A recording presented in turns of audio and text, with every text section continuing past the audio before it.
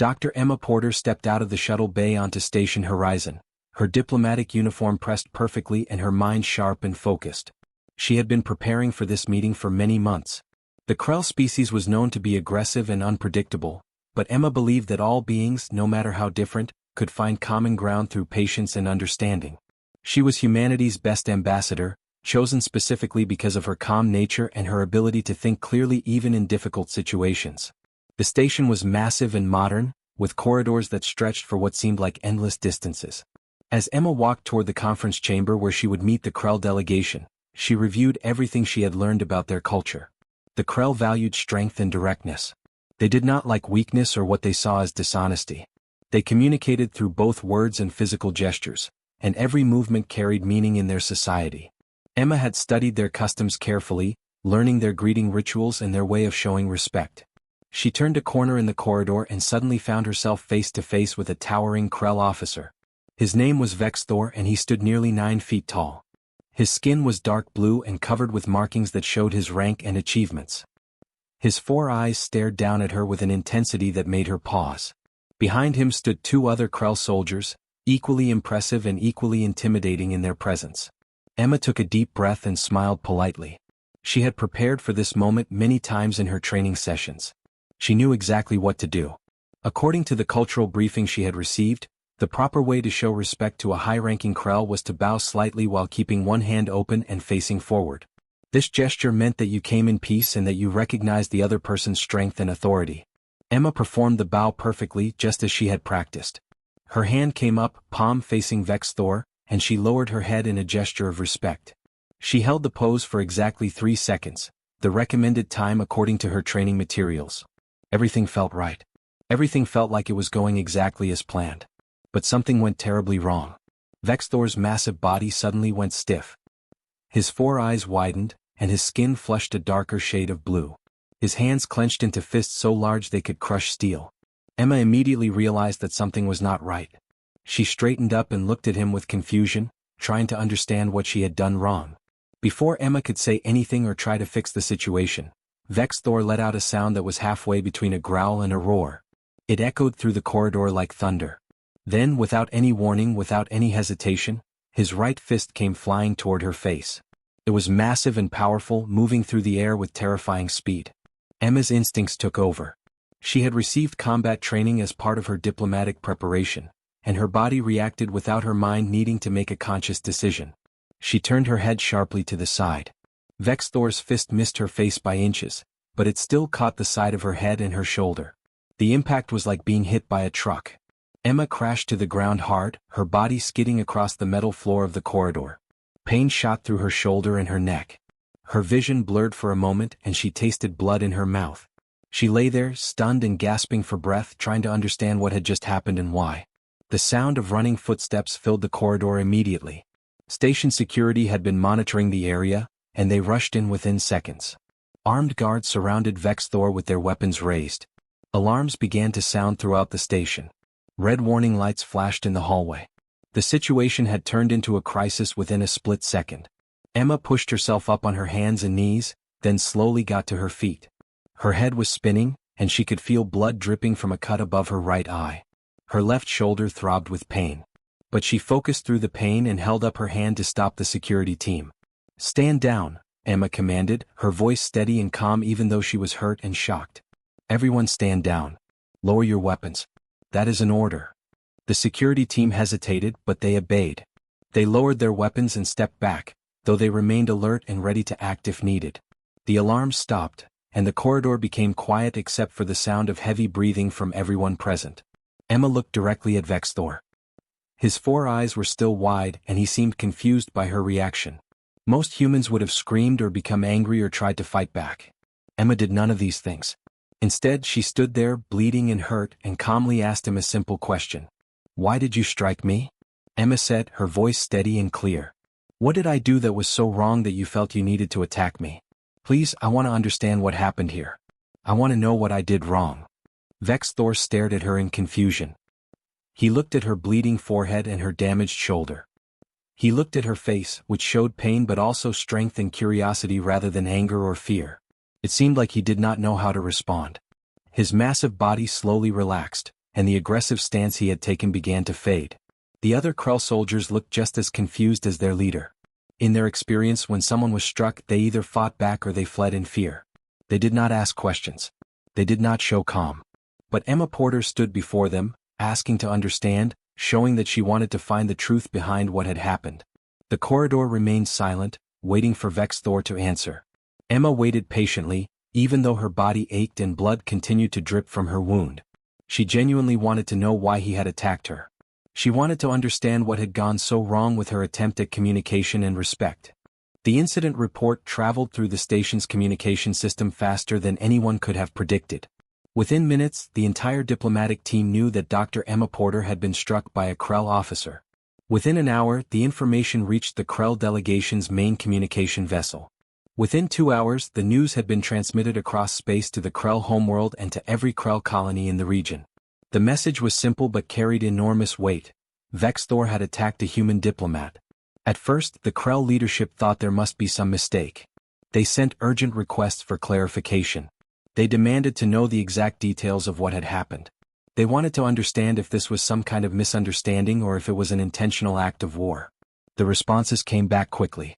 It was not a war declaration. It was a cultural misunderstanding that had gone terribly wrong. But there was something else that made the Krell leadership pause and listen very carefully to every detail of the report. The woman who had been struck was Dr. Emma Porter. The name meant nothing to most people, but to those who studied human culture and human power structures, the name carried tremendous meaning. Dr. Emma Porter was the wife of Commander David Porter. That name changed everything. That single piece of information sent shock waves through the entire Krell command structure. Commander David Porter was a legend. He was not just a military officer.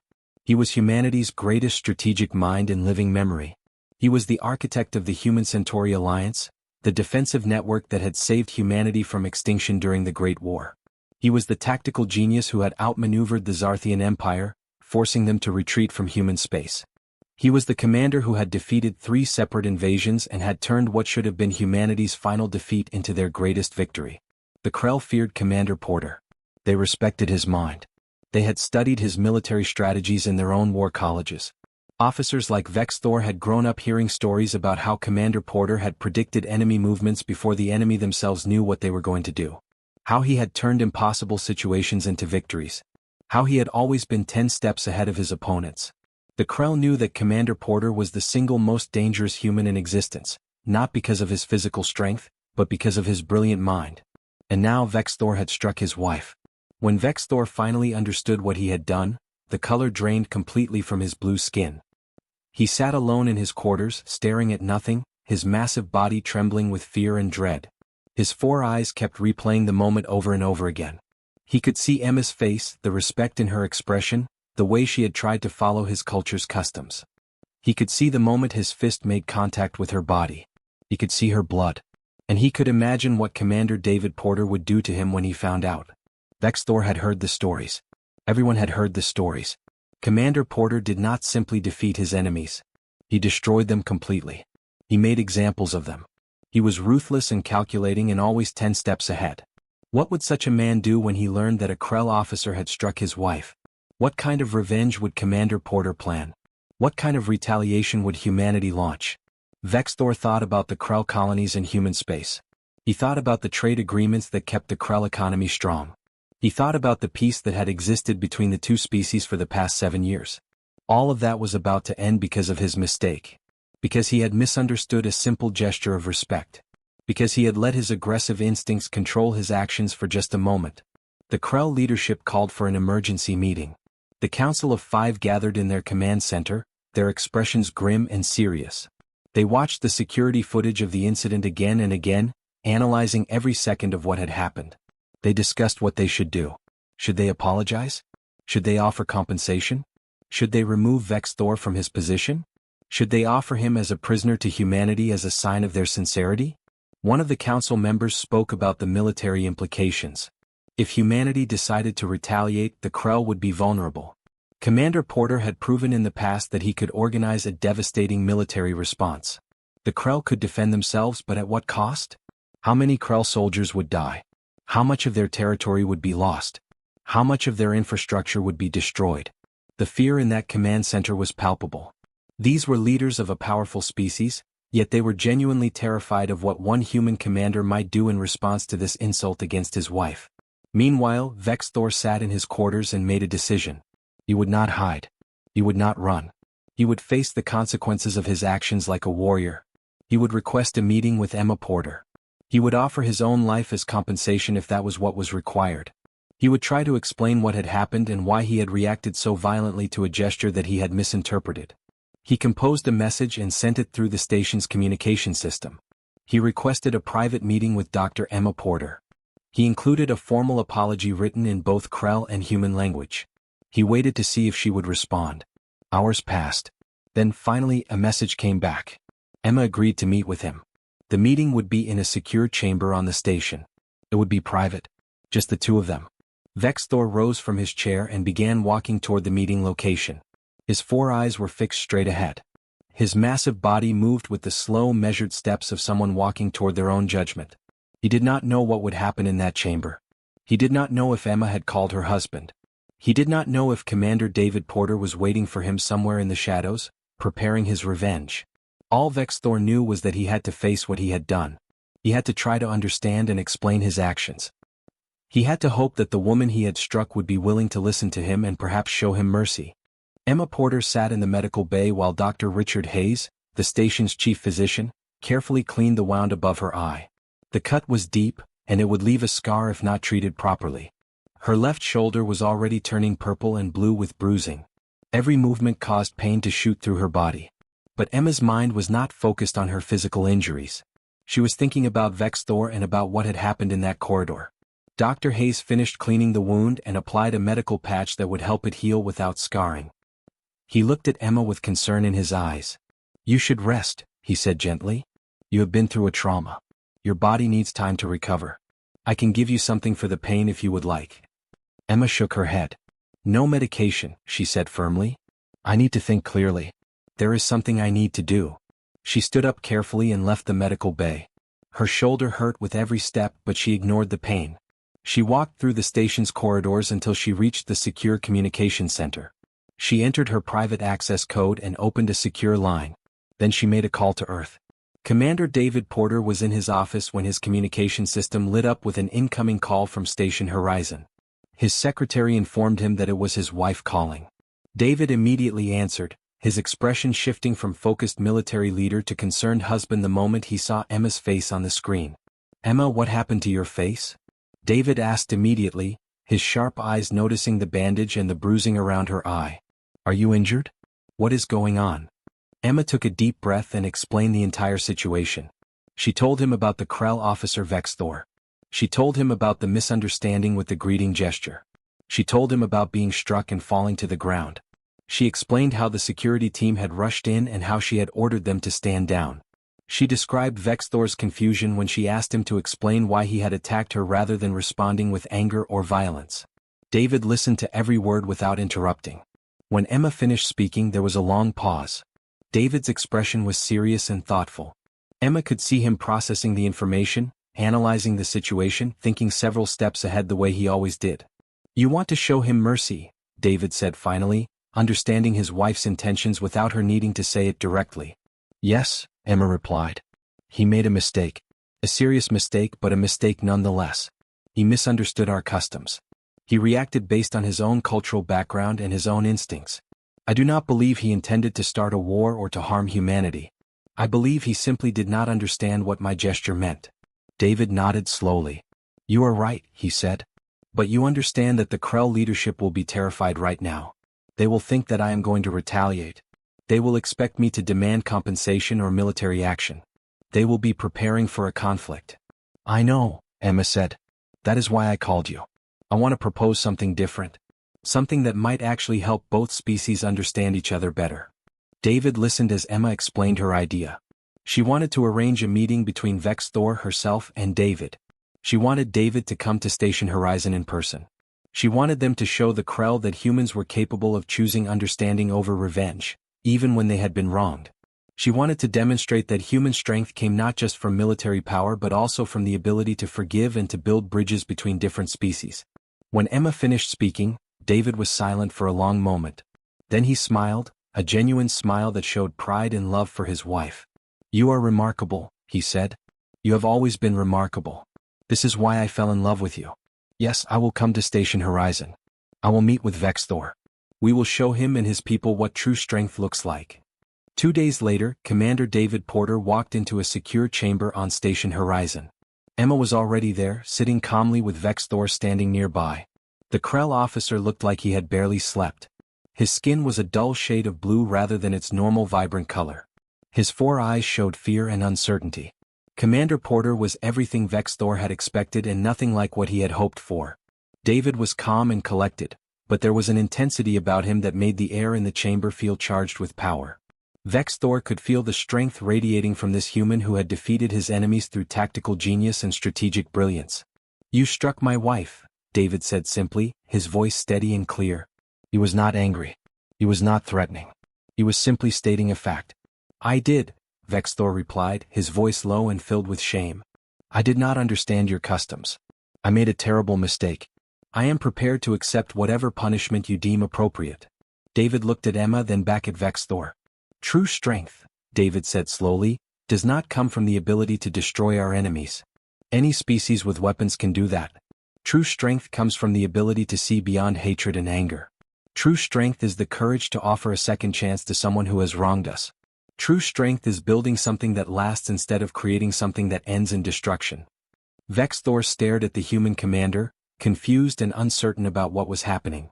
Emma stood up and placed her hand on David's shoulder. Then she turned to Vexthor. "You made a mistake," she said gently. "But we believe that all beings, no matter how different, have the capacity to learn and to grow. We believe that understanding is more valuable than punishment. We are offering you the chance to learn what human culture truly values, and we are asking if you are willing to learn." Vexthor's 4 eyes filled with something that looked like tears. He looked at these 2 humans who had every right to destroy him, yet instead they were offering him mercy and the opportunity for understanding. In that moment, something inside him changed. Something fundamental shifted in his understanding of what strength really meant. "I will learn," Vexthor said, his voice filled with genuine emotion. "I will spend my life learning what you have just taught me." Vexthor returned to the Krell command vessel carrying a message that would change everything. The Council of Five had been waiting for his return with dread in their hearts, expecting to hear that Commander David Porter had declared war or demanded military compensation. Instead, they received news that made no sense to them at first. David Porter had offered Vexthor a position as humanity's cultural liaison to the Krell species. There would be no punishment. There would be no retaliation. There would be a chance for peace and understanding. The council members stared at Vexthor in stunned silence as he explained what had happened in that secure chamber. He described how Commander Porter had spoken about true strength coming from understanding rather than destruction. He told them how Dr. Emma Porter had offered him the opportunity to learn about human culture and human values. He explained that the entire situation had been transformed from a potential conflict into an opportunity for both species to grow closer and to understand each other better. One of the older council members, whose name was Krell Nor, leaned forward with confusion written across his 4-eyed face. "This does not make logical sense," Krell Nor said slowly. "You struck the commander's wife. By every rule of warfare and honor, he should demand your life as compensation. Why would he offer you a position instead? Why would he show mercy?" Vexthor stood before the council and explained what he had learned in that moment of mercy. He talked about how humans seemed to value something that the Krell had never fully understood. They valued the ability to forgive. They valued the capacity to see potential for change in others. They valued building lasting relationships based on trust rather than fear. They believed that true power came from the strength of character, not just from the strength of weapons and military might. "Commander Porter showed me something I did not know existed," Vexthor told the council. "He showed me that strength and mercy are not opposites. They are partners. He is the most powerful human alive, yet he chose to extend kindness instead of punishment. This is a form of power that we have never developed. This is something we need to learn." The council debated for hours. Some members were skeptical. Others were curious. Finally, they made a decision. They would allow Vexthor to accept the position as cultural liaison. They would establish a formal cultural exchange program between the Krell and humanity. They would send Krell students to study on human worlds, and they would welcome human scholars to learn about Krell culture and history. Over the following weeks, Vexthor became a bridge between 2 species. He moved to a residential section of Station Horizon and began his new role in earnest. Every day he attended meetings with human diplomats and military strategists. He studied human history and philosophy. He read books about human achievements and human failures. He watched human military campaigns and tried to understand not just how humans won their battles, but why they sometimes chose not to fight at all. Commander David Porter took a personal interest in Vex Thor's education. Twice a week, David would meet with the Krell officer and discuss strategy, philosophy, and the nature of power. These meetings became the most important part of Vex Thor's learning experience. David would explain how he had achieved his military victories not through brute force, but through understanding his enemies and predicting their movements. He explained how true leadership meant making decisions that built trust with your allies rather than fear among your enemies. During one of these meetings, David sat with Vex Thor in his private study and showed him something that surprised the Krell officer. David displayed holographic records of several military conflicts where he had chosen not to attack an enemy position even though he had the military advantage to do so. He explained how in each case, the enemy had eventually surrendered without a fight because they realized they could not win against such a superior strategic mind. "Why did you not simply destroy them?" Vex Thor asked, genuinely puzzled. David smiled. "Because destruction is easy," he said. "Any commander with enough weapons and soldiers can destroy their enemies. But the real challenge, the true test of a great leader, is to defeat your enemy without destroying them. It is to create a situation where they understand that fighting is pointless, where they choose to surrender rather than die pointlessly. That requires far more skill and intelligence than simple destruction." Vex Thor absorbed this lesson and began to understand the Krell failures in past conflicts. The Krell had always relied on aggression and military might. They had never learned the subtle art of psychological and strategic warfare. They had never considered that sometimes the best victory was one where no one had to die. As months passed, Vex Thor began to change. His aggressive posture softened. His four eyes, which had always seemed to gaze with suspicion and hostility, began to reflect curiosity and respect. He started to see humans not as weak creatures to be dominated, but as beings possessed of a different kind of strength. He realized that humanity's greatest achievement was not their technology or their weapons, but their ability to create alliances based on mutual respect and trust. Other Krell began to notice the change in Vex Thor. Young Krell officers started to study under him, eager to learn this new way of thinking about power and strength. The Krell military academies began to teach human military strategy alongside traditional Krell warfare. Krell students began to ask questions about diplomacy and negotiation, concepts that had never been considered important in their culture before. The cultural exchange program expanded rapidly. Krell scholars traveled to Earth to study in human universities. Human scientists visited the Krell homeworld to conduct research. Trade agreements expanded. Scientific collaborations began. More importantly, mutual respect grew between the two species. One day Vex Thor stood with Commander David Porter and Dr. Emma Porter, looking out at a space dock where human and Krell workers were collaborating on a joint space exploration project. The three of them watched as beings from two very different species worked together, communicated with each other, and achieved something neither could have accomplished alone. "Your weakness was never a weakness at all," Vex Thor said to David, his voice filled with wonder and understanding.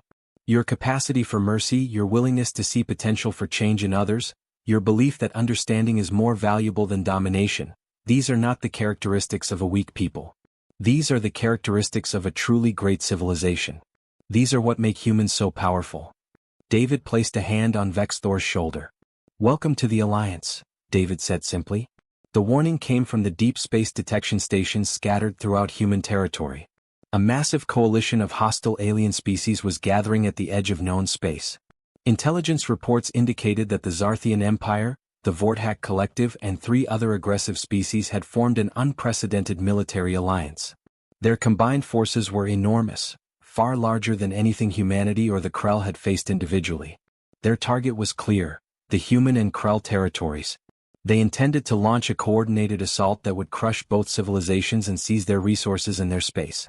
Commander David Porter received the intelligence briefing in his command center on Earth. The numbers were staggering. The enemy coalition had enough warships to overwhelm human defenses within weeks. Without reinforcement from allies, humanity would be facing extinction.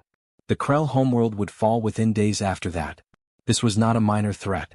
This was an existential crisis for both species.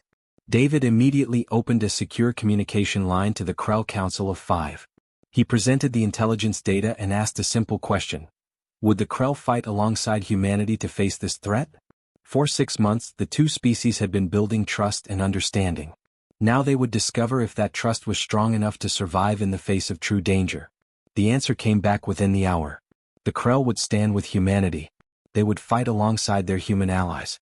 Vex Thor, who had been promoted to commander of the Krell military forces, personally pledged that Krell warriors would fight to the last soldier if necessary to protect both their civilizations. The alliance was real. It was not just diplomatic protocol or economic cooperation. It was a genuine commitment to face the future together. The military preparations began immediately. Human and Krell forces were combined into a unified command structure. Commander David Porter oversaw the strategic planning while Vex Thor managed the coordination of Krell military units with human troops. For the first time in either species' history, warriors who had once been enemies now prepared to fight side by side. The training was intense and challenging. Krell soldiers, accustomed to direct physical aggression, had to learn to follow complex strategic plans developed by human commanders. Human soldiers, trained in modern warfare tactics, had to learn to work with Krell warriors whose strength and combat abilities were far superior to human physical capabilities. But gradually, over weeks of constant practice and coordination, something remarkable happened. The two military forces began to function as a single unified army. They developed trust in each other's abilities. They learned to predict how their allies would react in combat situations. They became not just a combination of two forces, but a true integrated fighting unit. The enemy coalition launched their attack exactly where David's predictions had suggested they would. Vex Thor watched from the tactical command center as human and Krell warships moved into defensive positions. The enemy fleet appeared on the sensors like a storm approaching across an ocean. It was massive and terrifying. But David Porter had prepared for exactly this moment. The initial battle was devastating. Enemy fire rained down on the combined human-Krell defensive line. Several ships were destroyed. Soldiers from both species died in the first moments of combat. But the coordinated defense held firm. Human tactical fighters worked in conjunction with Krell heavy assault units. When the Zarthian vanguard pushed forward, they encountered a wall of combined resistance that was far stronger than their intelligence had predicted. The enemy had expected to break through human defenses easily. They had expected the Krell to either flee or collapse under sustained pressure. They had not expected to encounter a unified, coordinated force that fought with perfect synchronization. They had not anticipated David Porter's brilliant tactical positioning, which forced the enemy into a battle where their numerical superiority meant nothing. David had learned long ago that the best military victories came not from having more soldiers or bigger weapons, but from making better decisions faster than your opponent. As the battle raged across multiple fronts, a critical moment arrived. The enemy's main assault force, led by the Zarthian commander, broke through the defensive line and headed directly toward the command center where David Porter was coordinating the entire military response. The situation was desperate. If David was killed or captured, the entire human-Krell alliance could collapse. Vex Thor saw the threat on his tactical display. He saw the enemy forces moving toward David's position. Without hesitation, without waiting for orders, Vex Thor launched his personal fighter craft toward the approaching enemy.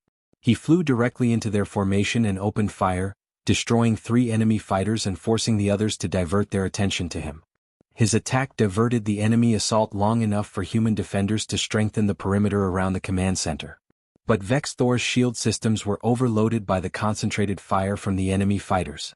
His ship was damaged severely.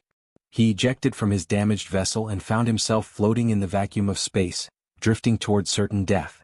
Then a human rescue shuttle, piloted by Lieutenant Sarah Chin, intercepted him. She brought him back into the command center just moments before his oxygen would have run out completely. As Vex Thor recovered from his experience, David Porter arrived to meet him. The Krell commander was weak and exhausted, but his 4 eyes were bright with understanding of what had just happened. David had seen Vex Thor's sacrifice on the tactical displays. He had watched as the Krell officer had flown directly into danger to protect him. "You saved my life," David said simply. "You risked everything for me. You are a true warrior. You are a true friend." Vex Thor looked at the human commander who had shown him mercy all those months ago. He remembered the moment when David had offered him a second chance instead of revenge. He remembered learning about human strength and human values. He remembered understanding that true power came from loyalty and sacrifice and the willingness to stand with your allies even in the face of overwhelming danger. "You showed me how to be more than just a warrior," Vexthor replied, his voice filled with emotion. You showed me how to be a person of honor and strength. I could do nothing less than return that gift by standing with you in your darkest moment. The battle continued for 3 more days. But the turning point had come. With human strategic genius combined with Krell physical power and courage, the Allied forces gradually pushed back the enemy coalition. One by one, the hostile species realized they could not win. They began to retreat. The Zarthian Empire pulled back their forces. The Vorthak Collective withdrew from the conflict. The 3 smaller species fled without honor. When the final enemy ships disappeared from sensor range, the celebration began. Human and Krell soldiers stood together, warriors from 2 different species who had learned to trust each other completely.